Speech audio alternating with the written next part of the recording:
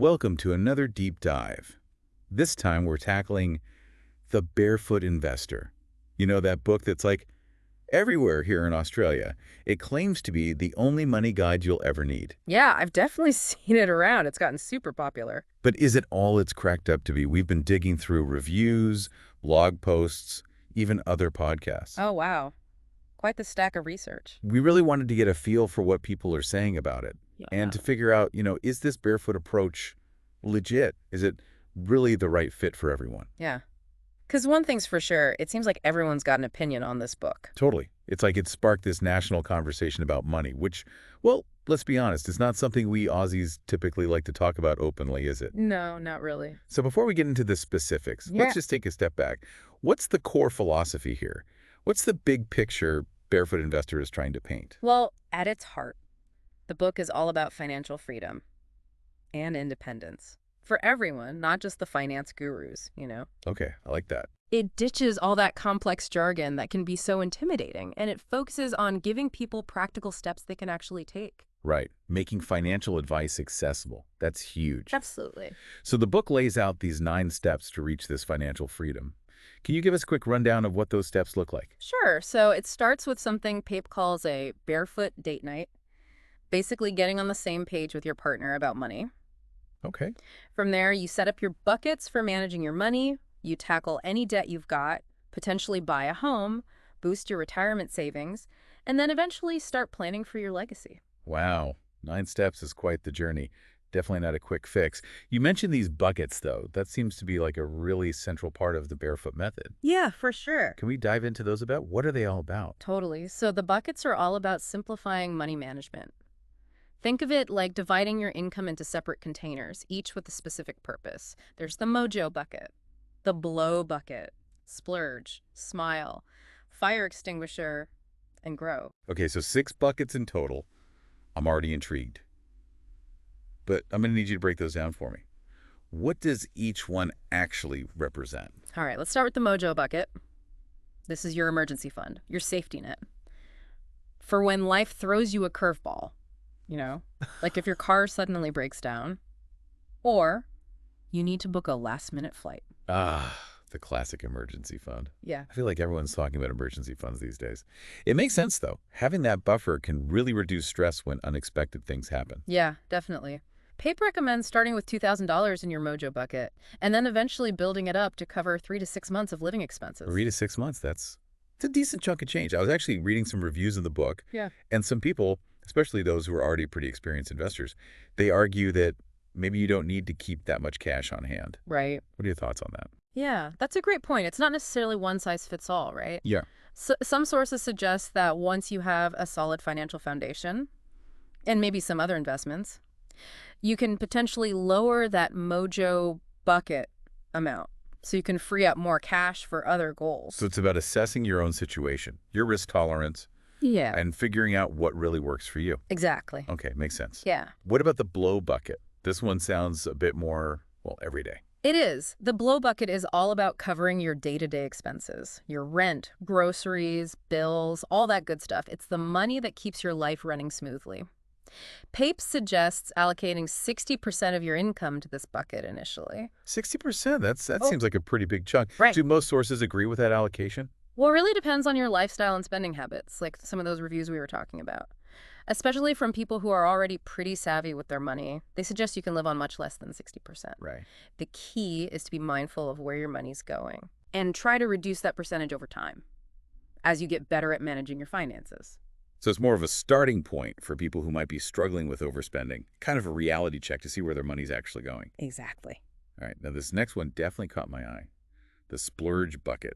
It sounds a bit, dangerous, especially for someone like me who can get a little carried away with online shopping. I hear you. But the splurge bucket is actually all about giving yourself permission to enjoy life without feeling guilty. You allocate 10% of your income to this bucket, and you can spend it on whatever brings you joy. Whether it's that fancy coffee or a new pair of shoes, you don't have to feel bad about it. Okay, I'm starting to like the sound of this. But I can also see how some people might be a bit hesitant. Like having a dedicated splurge bucket could actually enable overspending, right? Hmm. What do the sources we've been looking at say about that? Yeah, that's a valid concern. Some experts, like the ones in that Captain FI blog post, they really believe that shifting your mindset away from spending to feel good is crucial for long-term financial security Right. and happiness. So it's about finding joy in things that truly matter, rather than just buying a bunch of stuff, right? Like, It's like choosing to spend your money on a weekend getaway with friends instead of buying a bunch of clothes you might not even wear, creating memories and experiences instead of just accumulating more stuff. that's a great way to put it. Okay, so we've got mojo for emergencies, blow for everyday expenses, and splurge for, well, splurging. What about this smile bucket? Oh, the Smile Bucket is all about saving for things that truly bring you joy, like that dream vacation you've always wanted to take. Or a special experience, maybe even a course to learn a new skill. It's another 10% of your income dedicated to enriching your life in a meaningful way. I love that. So much focus on aligning your spending with your values Mhm. and prioritizing things that bring genuine happiness. Yeah, it's a really important part of the Barefoot philosophy. Okay, what about this fire extinguisher bucket? That one sounds pretty intense. It is. This bucket is all about tackling debt and supercharging your savings. You put 20% of your income towards this. Whoa, 20%. First, to aggressively pay off any debts you have. And then once you're debt-free, that same 20% helps boost your savings for other goals. So it's like a double duty bucket. First, it puts out the fire of debt, and then it fuels your financial progress. Exactly. Now, the book talks about a debt domino method for tackling debt. Uh-huh. Can you explain what that is? So the debt domino method is all about creating a snowball effect with your debt repayment.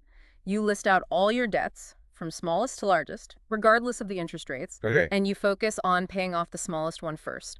Once that's done, you roll that payment amount over to the next smallest debt, and so on and so forth. It's like you're knocking down those debts one by one, Yeah, like a game of dominoes. it's a way to gamify debt repayment and make it a bit more fun, you know? I can definitely see how that would be motivating. Knocking out those smaller debts quickly gives you a sense of progress and keeps you going. Totally. It's a psychological thing. Now, I know the traditional advice is to focus on the highest interest rate first. That's the debt avalanche method, Yeah. which, in theory, would save you more money in the long run. Right. But it sounds like the Barefoot Investor is more about the psychological benefit. It is.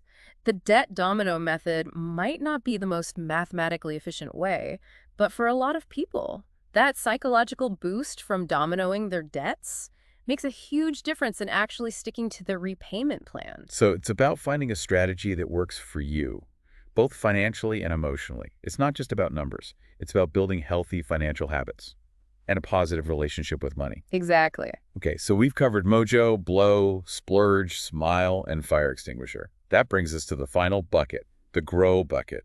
Yeah, the grow bucket is all about building long-term wealth and securing your financial future. Think superannuation contributions, any funds you might have rolled over from previous jobs, even investment properties. Okay, so this is where we shift gears a bit. From managing day-to-day finances to thinking about the big picture. Retirement, investments, building a secure future. Exactly. What are some of the key takeaways we've gathered about this grow bucket? Well, one thing that stands out is that the book takes a more conservative approach to investing. It suggests you focus on building a really solid foundation first. Okay. So, maximizing your superannuation contributions before venturing into other investments like stocks or property. So pay off your high-interest debts, build a comfortable emergency fund, and then start amping up those super contributions. Exactly. Sounds like a solid plan for creating a stable financial future. Ah, But I am wondering, is this approach right for everyone? What about people who are interested in early retirement? Or maybe more aggressive investment strategies? Yeah. Do the sources we've been looking at offer any alternative perspectives? That's a great question, and it's something we'll definitely dig into more as we unpack the specific steps outlined in the book. Okay, good. But yeah, there are definitely other viewpoints out there. All right, so stay tuned, everyone. Things are about to get really interesting as we explore the world of home ownership versus rentvesting and the possibilities of early retirement. Looking forward to it. Okay, so we're back and ready to dive into some of the meatier topics from the Barefoot Investor. Last time we unpacked those 6 buckets, the mojo, blow, splurge, all of them. And I gotta say, I'm starting to see how this whole bucket system could really simplify things. But now I'm curious about how the book tackles bigger financial decisions, like homeownership. Yeah, that's a big one. It's the great Australian dream, right? It definitely is. So what's the Barefoot take on this? Well, Pape's a big advocate for owning your own home, specifically as your principal place of residence. Okay. He believes it provides stability, security, that sense of pride. Yeah. But he also acknowledges the potential benefits of rent vesting. Rent vesting. That's where you rent where you want to live. But invest in property somewhere else. Right, exactly. So you're not necessarily tied to living in the same place where you own an investment property. Right. I've heard a lot about this lately, Yeah. especially for people who are really focused on financial independence. What are the pros and cons of each approach? All right, well, let's start with home ownership. Like I said, it offers stability. You're putting down roots. You're not at the mercy of a landlord. And you can really customize your space. Make it your own. Plus, there's the potential for capital appreciation. Mm. Your home could increase in value over time. Exactly. You're building equity, having a tangible asset you can actually see and touch. It's a very emotional decision for a lot of people. It is. But we got to consider the downsides too, right? Oh, absolutely. Owning a home comes with a lot of hidden costs. Things like council rates, strata fees, insurance, not to mention maintenance and repairs. Yeah, all those things can add up. And you're responsible for all of it. That leaky faucet, the broken appliance. Yep, it's all on you. Plus, there's the opportunity cost, right? Right. All that money you put towards your down payment and mortgage repayments could potentially be invested elsewhere. Yeah, maybe in assets with higher returns. So it's all about weighing your priorities. Do you value the stability and that emotional satisfaction of owning your own home? Or are you more focused on maximizing your investment returns? It's a tough decision. It is. Okay, so what are rent vesting then? What are the advantages there? Well, rent vesting gives you a lot more flexibility. You can live in an area that might be way too expensive to buy in, while investing in a more affordable location, maybe somewhere with better rental yields. You could be living in that trendy inner city apartment, Mm-hmm. but own an investment property in a suburb with strong rental demand. Exactly. And you're not tied down to one spot. Yep. You get a job offer in another city, or just want to try a different lifestyle. You can move without having to sell your investment property. That's the beauty of it. I can definitely see the appeal, especially for people who really value flexibility Right. and are comfortable with the idea of renting long term. Right. But of course, there are downsides to rent vesting too. Well, of course, you're still at the mercy of a landlord. You don't have as much control over your living situation. Right. And you need to be comfortable managing an investment property from afar. So it sounds like both options have their pros and cons. What I'm hearing is that there's no right or wrong answer. Nope. It really depends on your own circumstances, goals, risk tolerance. It all comes down to that. And it sounds like the Barefoot Investor encourages people to really think about all these factors Yeah. before making a decision. It's not about blindly following one path or the other. It's about finding what works best for you. Making informed choices. Being comfortable with the decisions you make. All right, so we've talked about managing debt, the big decision of buying a home or rent vesting. Now I'm curious about how the book approaches another major financial milestone, retirement. No matter what stage of life we're in, it's something we should all be thinking about. For sure. So what's the Barefoot take on retirement planning? Well, Pape is a big believer in superannuation. He recommends contributing 15% of your income to your super fund. 15%, That's a decent chunk. But he really emphasizes the tax benefits, like the lower tax rate on contributions and the potential for tax-free withdrawals in retirement. Yeah, it's like getting a bonus from the government for saving for your future. And with the magic of compounding, those benefits can really add up over time. Absolutely. The earlier you start, the better. No doubt about it. Now, the book also talks about calculating your retirement number, how much money you'll actually need to live comfortably in retirement. Right. I'm guessing the Barefoot Investor has a simplified approach to this, yeah. You bet. What's the magic formula? 25 times your annual expenses. So if you spend, say, $50,000 a year, you'd need $1.25 million invested to retire comfortably. Okay, so that's the target. But how realistic is that for most people? And what do those other sources we've been looking at say about this number? Well, it is a simplified calculation. It doesn't factor in things like inflation or unexpected expenses that might pop up. Right, those curveballs. Some sources, like the Aussie Firebug blog, they suggest this number might be a bit too conservative, especially if you're planning to retire early. Which makes sense. The longer you retire, the more money you'll need as costs go up. Exactly. Now, this is where the idea of a two-stage retirement system comes in. Oh, yeah, that's an interesting one. Can you explain that a bit? So this is where you use personal investments to supplement your income in the early years of retirement, before you can access your superannuation. So it's like a bridge between your desired retirement age and when your super becomes available. That's a really interesting strategy, especially for people who want to retire early, but haven't quite hit that magic retirement number yet. Right. And it really highlights the importance of having a diversified approach to retirement planning. Superannuation is a great foundation, but it's not the only tool in the toolbox. Definitely not. Investing in other assets like shares or property can help you build wealth and create multiple streams of income for retirement. Exactly, having those different income streams. So it's like having a backup plan, or maybe even a plan A and a plan B, depending on your goals and circumstances. Exact. This is where things get really interesting, exploring those different strategies, finding what works best for you.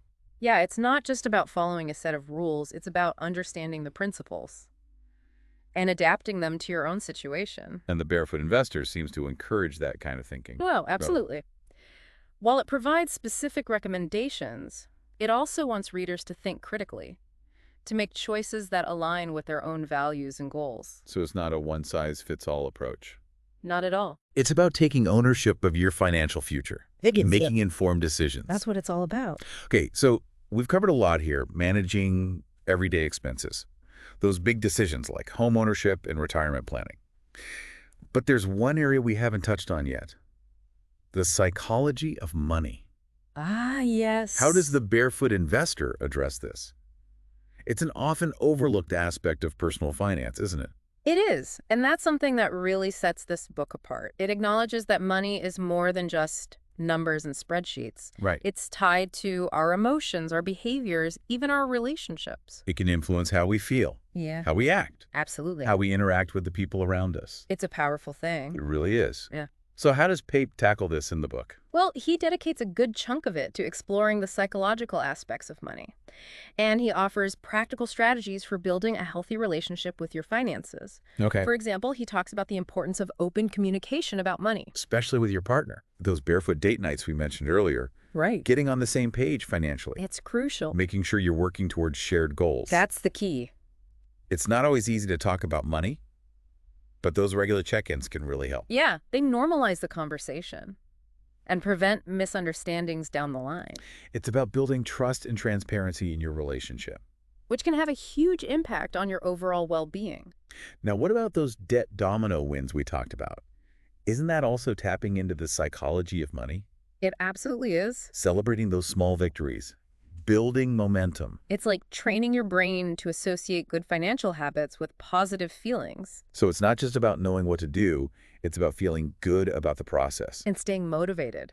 And I bet that's a big part of why this book has resonated with so many people. I think so. It's not just about telling you what to do, it's about helping you understand why you're doing it and making sure it aligns with your values and goals. It's empowering. It is. Okay, well, we've covered a lot of ground with the Barefoot Investor, from the 6 buckets to home ownership, retirement planning, and even the psychology of money. But I think it's time to address the elephant in the room. Is this really the only money guide you'll ever need? Well, that's the million-dollar question, isn't it? It is. To answer that, we need to take a step back and look at the bigger picture. The Barefoot Investor definitely provides a solid foundation, especially for beginners. Okay. But is it the only ELA guide you'll ever need? Maybe not. So where do we go from here? What should listeners keep in mind as they explore the Barefoot Investor and potentially other financial resources? That's a great question. And it's a perfect segue into the final part of our deep dive. Ooh, I like it. We'll be wrapping things up with some key takeaways and a thought-provoking question to leave you pondering. So we've really dug into Scott Pape's The Barefoot Investor, those buckets, the homeownership versus rent vesting debate, all of it. But as we wrap up, I think we need to address the big question. Is this really the only money guide you'll ever need? It's a bold claim, that's for sure. It is. And while the book is a fantastic foundation, especially for people just starting out, Yeah, there's definitely more to the story, right? right. One thing that really stood out to me during our research was that the Barefoot Investor takes a fairly conservative approach, Okay. especially when it comes to investing. Interesting. It's all about paying off debt first, building that solid base before you even think about things like the stock market. So it's a slow and steady approach, Yeah, very much so. which might not be the right fit for everyone. Exactly, like those FIRE folks, for example, the financial independence retire early crowd. Oh, yeah. They're all about investing early and often. Right, trying to build wealth as quickly as possible. Whereas the Barefoot Investor is more about Yeah, taking it slow. exactly. It's not necessarily a bad thing, No. but it's important to be aware of those different philosophies. If you're looking for a more aggressive approach to investing, you'll probably need to look beyond this book. So it's like the Barefoot Investor gives you those basic tools, the Yeah. foundational knowledge, and then you can choose to build on that, explore other resources, find strategies that fit your own goals and risk tolerance. Absolutely. Maybe that's blogs, podcasts, even talking to a financial advisor. Right. It's about creating your own financial toolbox, not just relying on one single guide. Exactly. We also talked about that big decision, home ownership versus rent investing. Yeah, The Barefoot Investor is pretty pro-home ownership. it is. But what about those alternative paths? Choosing to rent long-term, or maybe exploring different types of investments. Well, the book touches on some alternatives, but it definitely prioritizes that traditional path of owning your own home. Which, again, makes sense in the Australian context. Yeah. Homeownership is a big deal here. But for some people, it might not be the best financial decision. Yeah. Or maybe it just doesn't align with their lifestyle. Maybe they value flexibility more, the Sure. freedom to travel. Or live in different places. Or maybe they're excited about investing in index funds. Or starting their own business. Exactly. There are so many different ways to build a good life. A financially secure life? The Barefoot Investor is a good framework, Yeah. but it's not the only way. So as we wrap up this deep dive, Hmm? I want to leave you with a question. Does the Barefoot approach resonate with you? Does it fit your goals, your personality? Are you all about that stability and peace of mind? Or are you more drawn to the potential for faster growth through other investments? It's a personal question, It is. and the answer is going to be different for everyone. Exactly. And that's okay. What matters is that you're thinking about it, Yes. that you're making informed decisions, taking steps towards a future that excites you. Couldn't have said it better myself. So there you have it, our deep dive into the Barefoot Investor. If you haven't already, definitely grab a copy. Explore some of those other resources we've talked about and start building a financial life that brings you joy and security. And remember, even if you stumble along the way, you've got this. That's it for us. Until next time, happy